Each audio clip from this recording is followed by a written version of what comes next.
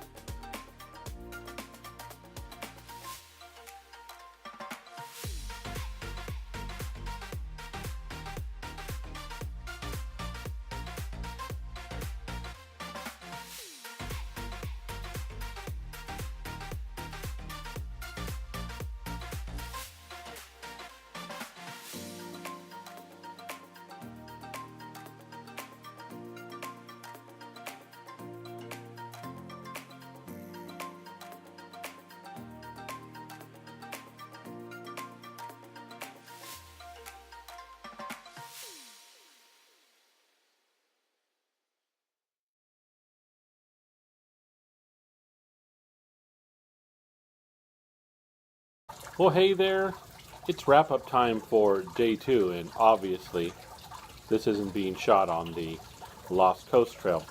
Well, as it turns out, day 2 was the toughest day. There was tough spots of every day, and you'll see that as I go through the things, but day 2 was the toughest day. It absolutely just wiped me. And so when I finally got to where we decided to camp for day 2 after 8 miles, I barely had enough energy to set up camp. I had the wherewithal to, unlike the previous night, which was nice sleeping without the rain fly, I could see the stars and everything was great. But this night there was a possible forecast of maybe some rain, so I went ahead and put up the rain fly. So I had enough energy for that. I forced myself to eat a little bit. And I just went to bed. I just conked out. I didn't do a day 2 wrap up, so here I am. I'll do a day 2 wrap up here now that I'm safe at home. And day 2 started out from Lion Gulch, and right off the bat we were in the first and one of the large tide zones. It was a 4-mile long tide zone. And the entire 4 miles, obviously it's going to be right there on the beach, so the entire 4 miles, you were either walking through big boulders, you'll see some of those in the pictures, actual beach sand, or this gravel, pebble type of beach, which is just as hard to walk on as sand, if not more so. And doing that for 4 miles just knocks it out of you. At least it knocked it out of me. Let me put it that way. I know there's some hikers like, yeah, I don't know what you're complaining about, no big deal. Yeah, it knocked it out of me, and I'll be perfectly honest about that. And so by the time we finally got past that tide zone and we climbed off the beach a little bit and up onto some more regular paths and stuff like that, I was just so tired. I was just wiped. We ended up doing 8 miles that day, and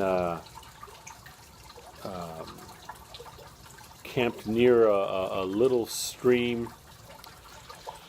And now, for the life of me, I cannot remember the area we were exactly near, but we were still about, I want to say 3 or 4 miles away from the next tide zone. We wanted to get closer, but after doing 8 miles and half of them being nothing but that high intense type of hiking, that's just how it was. So that's why we don't have a in the field day 2 wrap up. It was just really something else, and so that's what I also want to get into. Is I did make the right decision putting up the rain fly, because I mean, it was literally 7:45, almost 8 o'clock. I was like, I'm done. Got my tent set up, got the rain fly up. I'm getting in bed. So I jump in the sleeping bag. I'm nice and comfortable. And lo and behold, it does indeed start to rain. But that really wasn't the big deal. It was kind of a lightish rain. Not a big deal. The rain fly held up. Wasn't getting wet inside. I was nice and dry inside. I was warm and comfortable. No biggie.